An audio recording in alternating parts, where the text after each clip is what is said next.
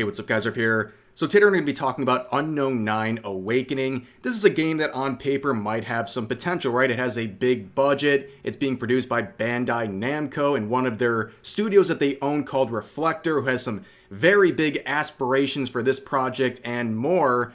But given all that, why does a post from the official Bandai Namco account with over 1 million followers struggling to get 100 likes on a tweet promoting the release date of this game, which is in less than 48 hours? In fact, they can't even produce 100 likes. They have 300 comments, most of them making fun of this post. And also you can see one of the hidden replies here, big mistake by any company to do this, saying, "Get effed with your woke drivel." Now, why is that user and many others saying that? Well, back in March of this year, there was some discoveries people were making about the previews of this game, where they were looking at the actress that the main character was based on and saying, whoa, what's going on here? Here's another example this year of a game intentionally uglifying the conventionally attractive woman that the character is based on. Well, the connection becomes very obvious in why this is happening when you realize they are with Sweet Baby Inc. You can see here is a lot of information, but all you need to know from their own website is this section right here where you see David Bedard and Kim Belair. So David Bedard is the co-founder of Sweet Baby, and Kim Belair is, of course, the CEO of Sweet Baby. And that's pretty much all you need to know, right? This is the Sweet Baby kiss of death. Whenever your game or your studio is attached to Sweet Baby, at best, you should hope to just have a disappointing launch. And you should fear a total, utter collapse like many games have once their connection to Sweet Baby has been discovered. And this right here is no different. This is truly the Sweet Baby kiss of death. So back in March, this was discovered, and that was the peak time. That was only weeks into the public discovery of Sweet Baby, and people were looking around and trying to find games connected to this company, and Unknown 9 was one of them. And when people discovered this back in March, you can see a compilation of posts from Steam where people were saying this is woke and all that stuff and why does this look so bad. And then in response to that, they started just banning everyone. They went into damage control mode and started banning people for the most ridiculous reasons. Here's an example from this user where they said that they got banned, and here is the provided reason. They said, "Do I smell some Sweet Baby in here?" And that was it. You were permanently banned. So yeah, they were obviously quite afraid of people making this discovery. And like I said, this was back in March where there was the beginning of the hysteria surrounding Sweet Baby. And also on top of that, let's focus on David Bedard here. Like I said, the co-founder of Sweet Baby. And you see on his resume, he has this right here. He was the brand content manager for about a year with a company called Reflector Entertainment. Now, this is actually the company that helped produce this game. They are owned by Bandai Namco, and they are a very interesting company to say the least. So going to their website, you can find a lot of information. So the first thing you find out, though, is how terribly designed this website is. Like, you're having a hard time seeing what's on the page right now. I'm having a hard time seeing it. I'm in full screen mode right now. Like, this is crazy. Who thought this sort of text would work, especially with like the different colors in the background? But anyways, they say this: Unknown 9 Awakening may be our first production and our last one, but our collective creativity doesn't end there. And on top of that, they say, a video game studio disrupting the industry. Have you heard that one before? Yes, that was Sweet Baby. One of its employees a year ago said that Sweet Baby is burning the games industry to the ground and rebuilding it with some sort of agenda that they have. So they're saying pretty much the same thing, but they say that all of this goes beyond the confines of their first video game, and the vastness of the Unknown 9 universe has an elaborate story-driven world whose rich lore seeps into many adventures unfolding across its narrative landscape.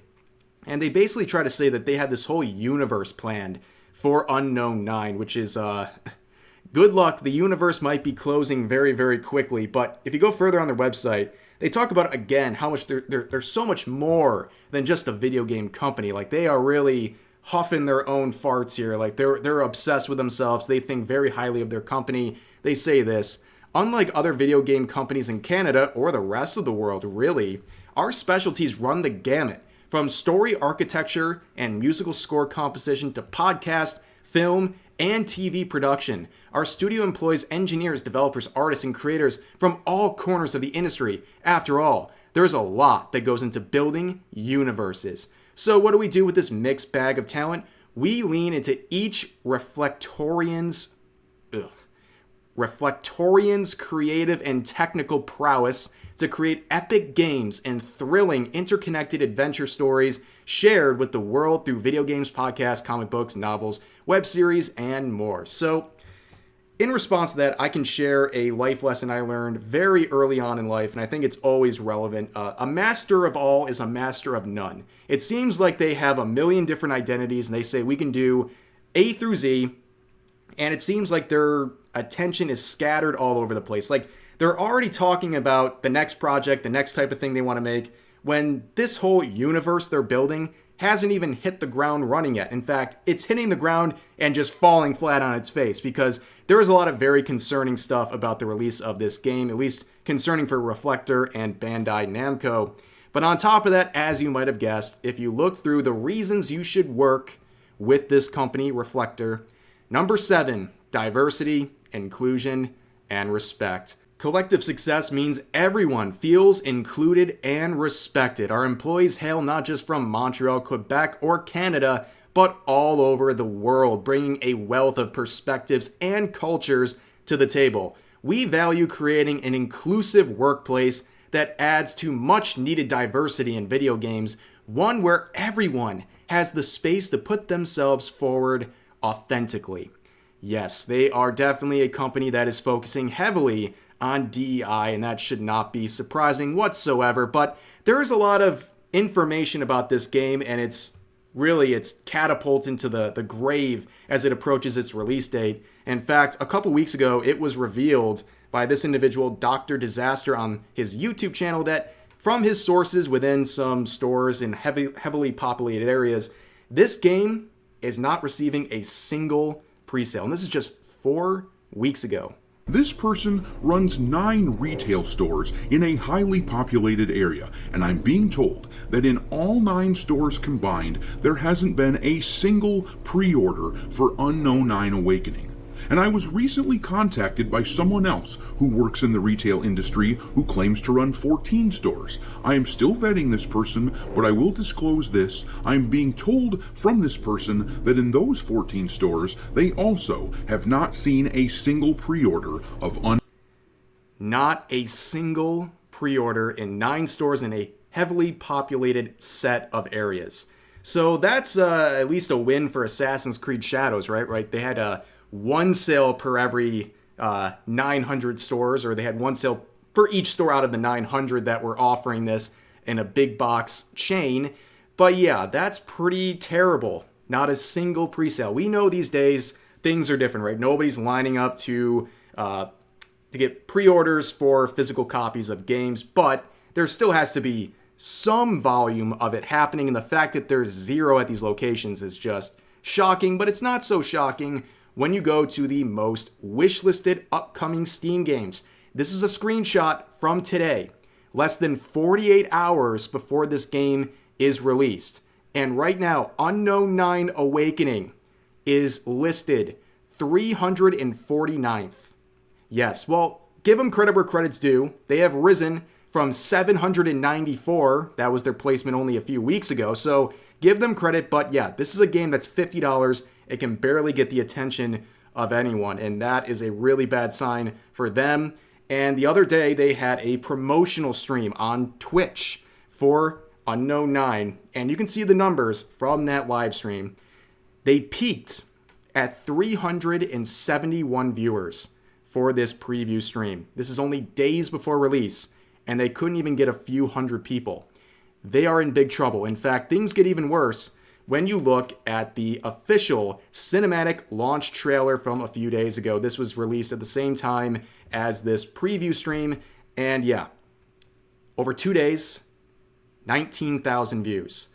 How on earth does a company like Bandai Namco on their official YouTube account with over 1 million subs only get 19,000 views in nearly 3 days? I mean, this video you're watching right now will get more views than this trailer within the first few hours of release. How is that possible? I'm just some random idiot on the internet, but I can generate more hype for my YouTube video covering Unknown 9 Awakening than Unknown 9 Awakening can generate for their own official trailer only a few days before launch. It's so bad. And if you look at the comments, they're just getting absolutely roasted. Let's read a few of them. Is this modern audience in the room with us right now? This game will be concorded. I'm glad that is a new verb, to get concorded, to fail on launch. I can hear the screams of its future failure even now. Close your wallets, ladies and gentlemen. Death by 1,000 cuts. Why should we buy games made by people who openly hate us? The customer. Steve Jobs famously warned that consultants never have to deal with the consequences of their bad advice, referring, of course, to Sweet Baby and their consultation provided to this game. And then the last one here says, oh no, my wallet is sealed. Such a shame. So as you can see, this is a disaster on every level. The only attention they're getting, the majority of the viewers on this trailer are there to make fun of them. Let that sink in just for a second. And tied up with this launch is some bad news for Bandai Namco, who has reportedly canceled several titles and is cutting its workforce. Man, I guess you really reap what you sow. The Sweet Baby kiss of death strikes once again, but this game, top to bottom, is a complete disaster and another example of woke garbage being rejected by gamers. The year 2024 has been a series of big victories for people fighting back against this nonsense. Everything associated with Sweet Baby or wokeness is failing on levels that nobody even thought possible, and this is going to be the next failure. It's a crazy time we live in where you can predict the failure of a game just because you know its connection to a consultation firm. That is wild. That's a wild state of affairs. But for now, that's going to do it for this video. As always, feel free to share your thoughts about today's topics in the comment section down below. Hope you guys enjoyed the video, and I'll see you next time.